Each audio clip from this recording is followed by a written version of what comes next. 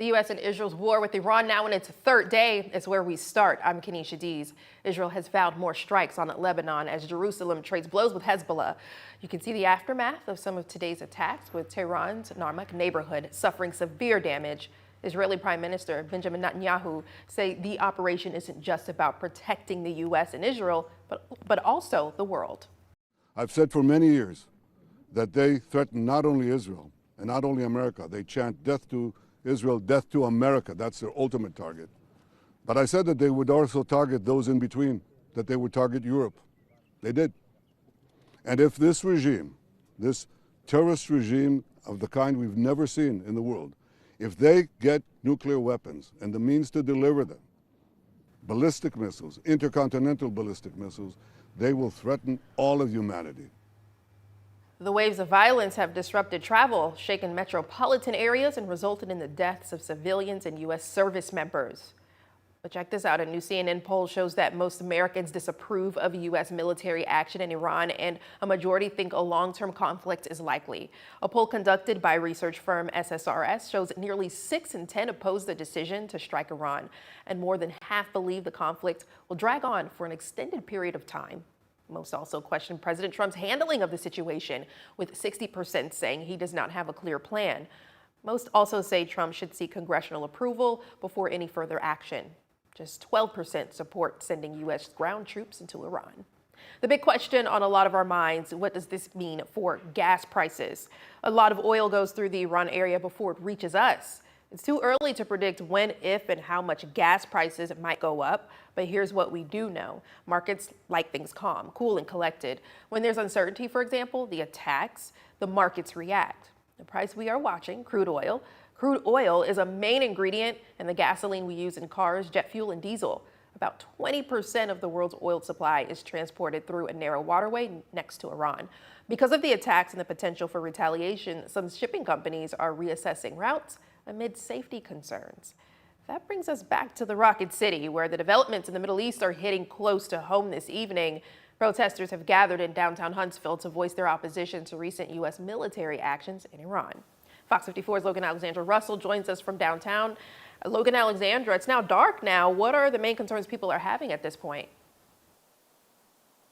Yes, well, the protest actually just wrapped up here not too long ago, but the protest here in front of Senator Katie Britt's office was a mixture of both young activists and seasoned veterans. Among those protesters was Jared Burnett.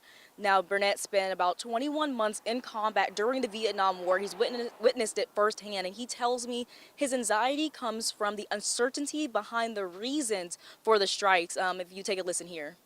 I can tell you from firsthand what it's like to live on the ground and engage in combat.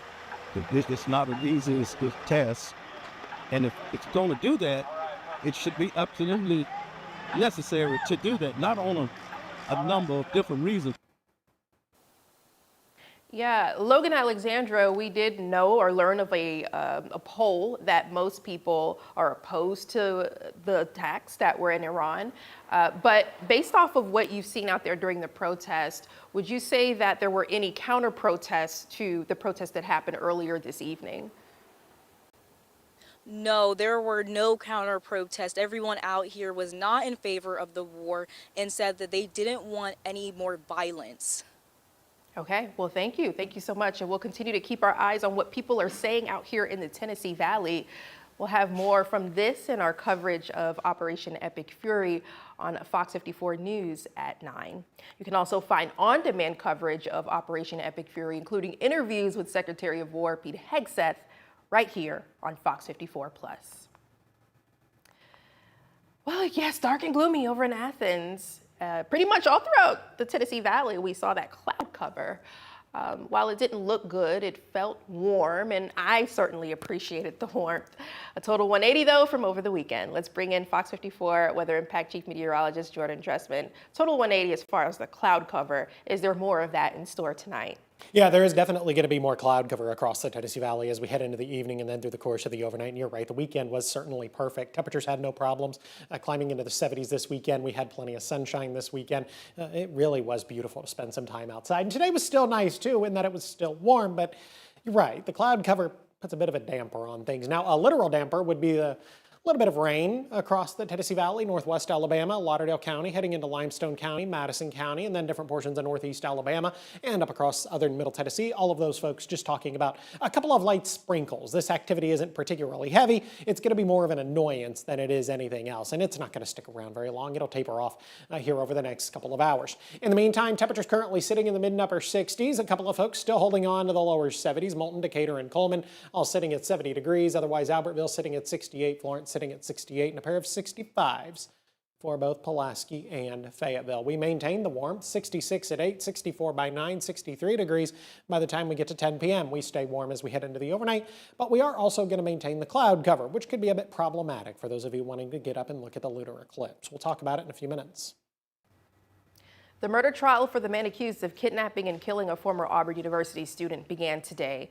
In 2019, officials discovered the remains of Anaya Blanchard after she was reported missing in Macon County. Soon after, authorities arrested Ibrahim Yazid, who was out of jail on bond for kidnapping and attempted murder when he allegedly killed Blanchard. Her murder caused the passage of Anaya's Law back in 2022, expanding the list of crimes a judge can refuse to grant an offender bond. Yazid faces 2 capital murder charges.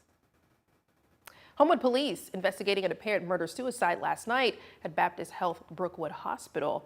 The Homewood Police Department says they received reports of a shooting around 9:30 p.m. When they arrived, they say officers found a man and a woman dead from gunshot wounds. The victim, 24-year-old Precious Johnson, was a patient at the hospital and was allegedly shot multiple times by her husband, 19-year-old Kenneth Terry. Homewood police say no one else was injured in that shooting. 5 men behind bars after a child exploitation sting in Coleman. The men you see on your screen face multiple charges, including human trafficking, electronic solicitation of a child, and traveling to meet a child for an unlawful sex act. 2 of them are from right here in North Alabama, Summerville and Tony. The arrests were made in partnership with District Attorney Cham Crocker and Covenant Rescue Group. A man behind bars tonight after authorities say he led police on a high-speed chase last Thursday. The Scottsboro Police Department says officers saw a car straddling the center line on John Reed Parkway. Officers pulled the car over and the driver presented an ID that didn't match the car's registration. When asked to step outside, the driver sped away, according to authorities. Officers soon received a report the car had crashed on County Road 225 and the driver ran away. They caught and arrested Wayne Lynn and charged him with attempting to elude and using a false identity. He's been booked in the Jackson County Jail. Madison County Sheriff's Office says there's no danger to students or staff after 2 incidents at Monrovia Middle School last week. The Madison County School System says a teacher found a single bullet inside a 6th grade classroom. However, no weapon was found. Later that week, officials found a note listing the names of several students. Authorities again confirmed there was no immediate threat. In a statement, the Madison County School System says safety remains a top priority, saying, quote, "We are confident in the steps taken by school leadership and law enforcement to ensure a safe learning environment," end quote. A former Huntsville police officer arrested for DUI now appealing his firing. Back in September, officers responded to a crash on Church Street where they say they found off-duty officer Scott Hartman showing signs of impairment. Hartman was arrested for DUI and fired 3 months later. The Huntsville City Council voted last month to sustain his dismissal, but Hartman's attorney has now filed an appeal, arguing the decision was arbitrary and not supported by substantial evidence. A trial for the DUI charge is set for April 14th. The Alabama Law Enforcement Agency has identified the man who drowned after an officer-involved shooting in Lauderdale County last week. Aaliyah says deputies were investigating a stolen car on County Road 656 when 38-year-old Ronald Craig tried to hit deputies with his car, prompting officers to shoot at him, authorities say. That chase ended near County Road 520 and Highway 207 after the car broke down. Craig ran away and jumped into a pond where he presumably drowned, authorities say. His body has been sent out for an autopsy to determine cause of death. Officials in Limestone County gathering today to discuss what could be the start of the process for a new county jail or possible expansion of the current facility. The Limestone County Commission called a special meeting today as CMH architects from Birmingham described the process to assess the needs of Limestone County and housing for inmates. Sheriff Joshua McLaughlin told FOX54 he's glad to see a strong foundation to start the process. When you have a project of this extent that could potentially cost a lot of money. You don't just want to fix the problem for now. You want to make sure that you're setting up whoever's in these positions 15, 20 years plus to be ready to deal with it, and the community. You don't want to build something and in 5 years or 10 years say, hey, it wasn't big enough, we got to go and do this all over again. Commission Chairman Colin Daly says that he hopes to have plans set for the jail by October. Just didn't have the capability to do the work, not even the shop capacity, but the actual capability of the workforce to do this work. But that's changing with the new tool that can repair some key parts with the TVA in-house. Fox 54's Caleb Aguayo takes us to the Shoals. And we do have a Fox 54 traffic impact alert. Team Redstone to change security checkpoint standards at the gate. Those details straight ahead.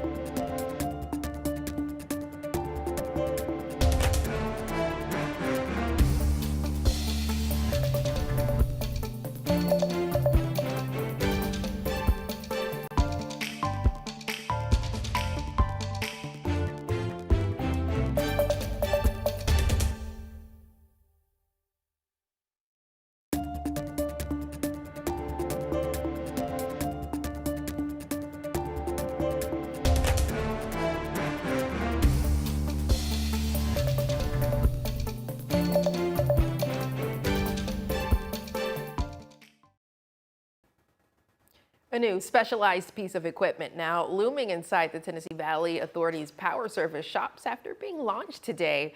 After 2.5 years in the making, the massive new lathe will fix parts for several local power plants. Here are just some of the TVA locations in North Alabama that the lathe will now service. Fox 54's Caleb Aguayo shows us just how it'll help with power production.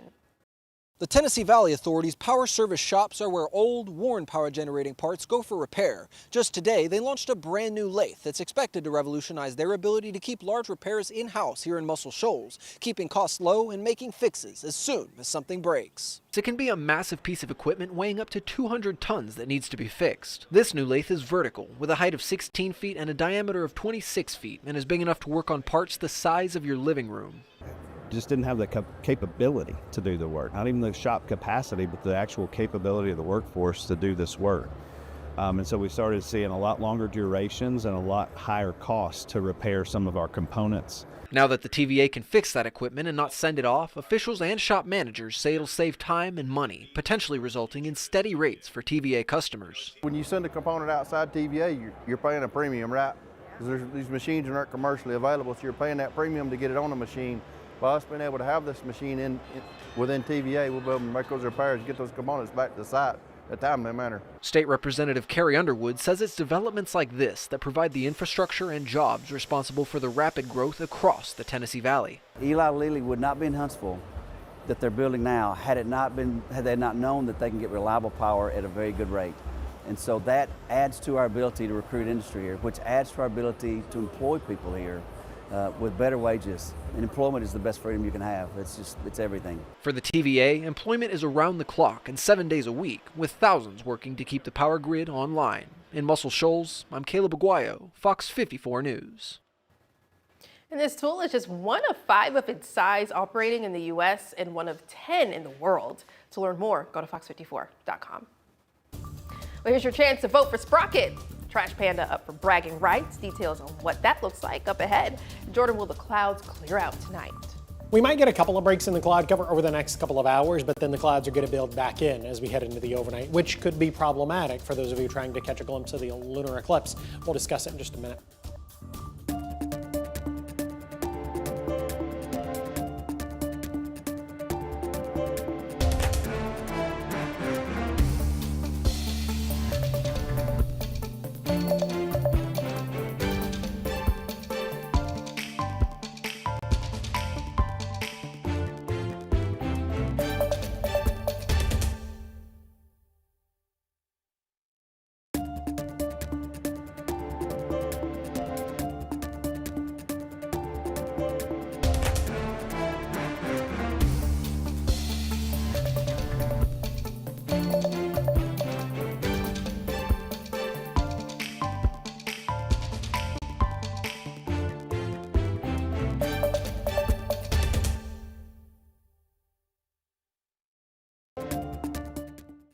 Did you know that you can get weather impact updates 24/7 on Fox 54 Plus? Here's how.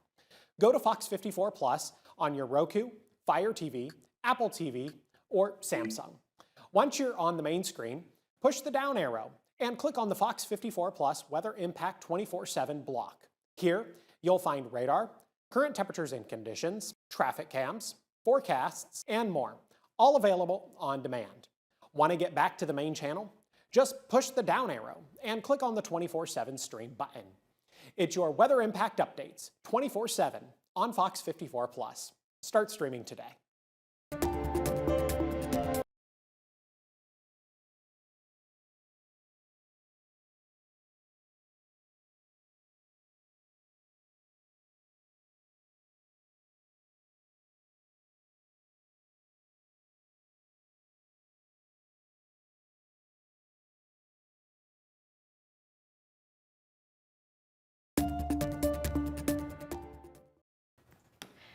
An investigation underway after bathrooms at Delano Park in Decatur were defaced with graffiti and profanity. As of this afternoon, the restrooms at the park were locked as Decatur Parks and Rec worked to remove the graffiti.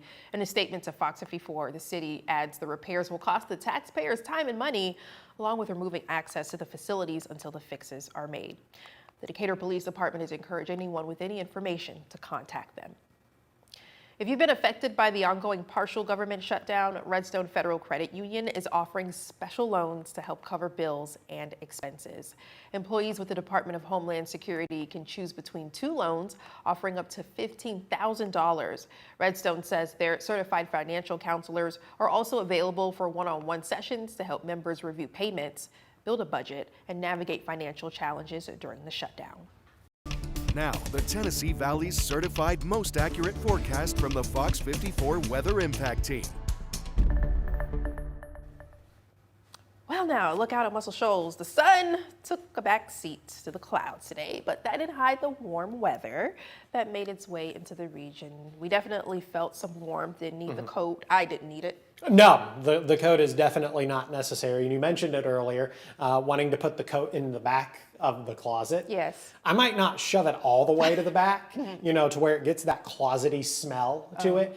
Maybe halfway. Halfway. Closety smell. Are you talking about mothballs? Yeah, precisely.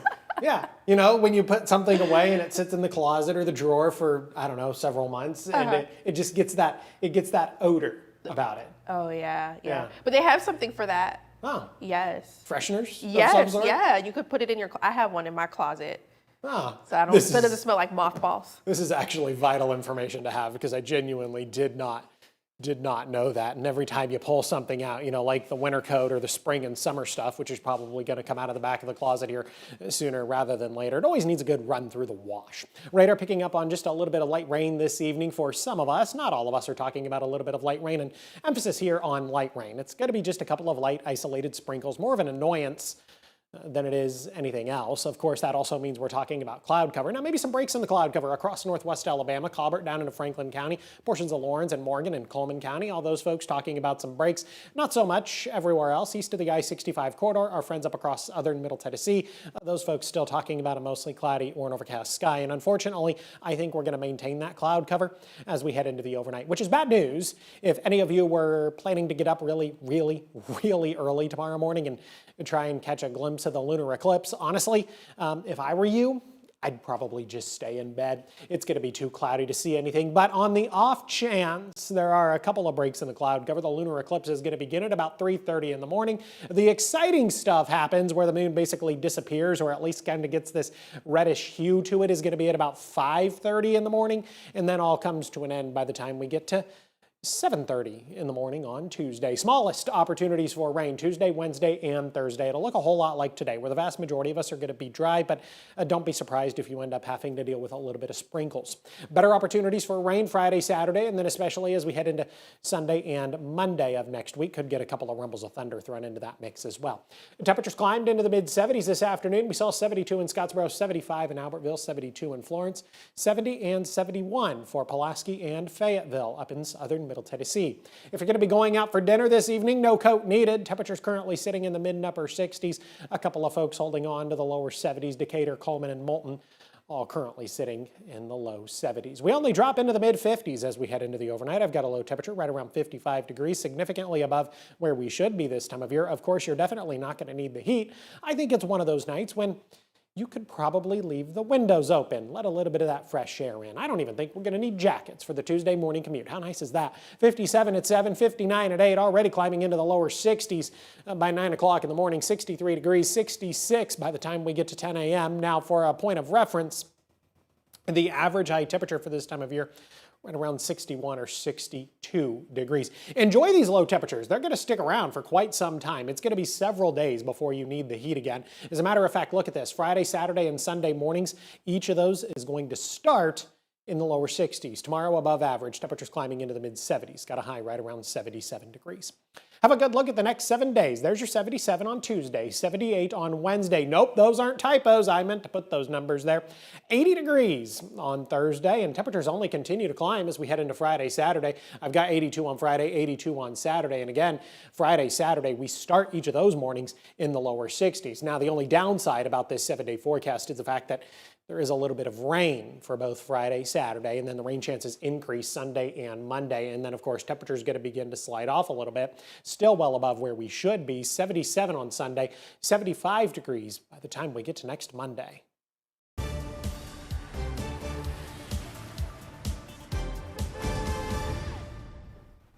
We have Fox 54 traffic impact alerts for you tonight. Team Redstone has announced new entry procedures to get onto the Arsenal. The Trusted Traveler program suspended, meaning anyone entering Redstone must present a valid ID to guard personnel to get into the Arsenal. These updated security measures will be in place for at least the next 30 days. You're asked to add extra time to your commute. Officials did not specify a reason for the heightened security. For more traffic impact alerts, go to fox54.com. The Rocket City Trash Pandas are celebrating yet another major nomination as the team's mascot, Sprocket, has been named a nominee in the latest USA Today 10 Best Readers' Choice contest. Known for his signature look, a raccoon in a trash can, Sprocket is a fixture at home games and a champion of education through the Reading with Sprocket program. His likeness has also fueled a merch craze that remains one of the strongest in the MILB. If you'd like to support Sprocket, the link to vote is on fox54.com. The Alabama Crimson Tide have run their current win streak to 8, and now they have a double bye in this year's SEC men's tourney. We'll talk to Nate Oates about his squad next. Fox 54 Plus has your news, sports, and weather. Start your evening with Fox 54 at 5:30, delivering the latest headlines and live reports straight from the scene.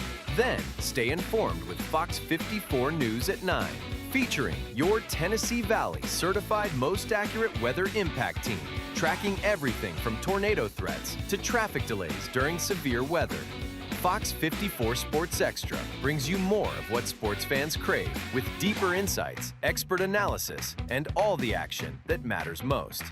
On Fox 54 Plus, you'll also find Alabama politics, Plus 24/7 weather radar and real-time forecasts to keep you ahead of the storm. Looking for a quick recap? Don't miss Fox 54 Week in Review, highlighting the biggest stories of the week.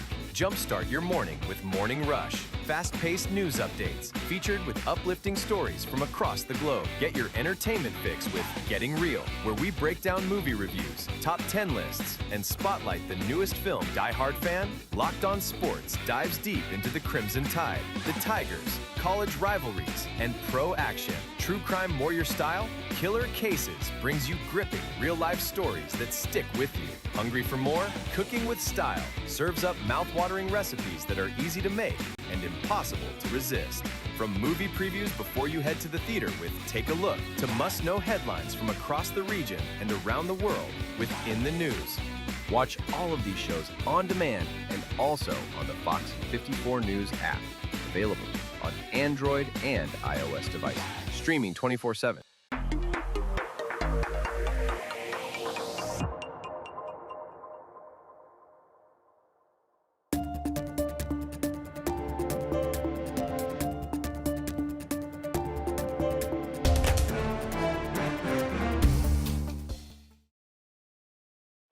Fox 54 Sports is sponsored by Alpha Insurance.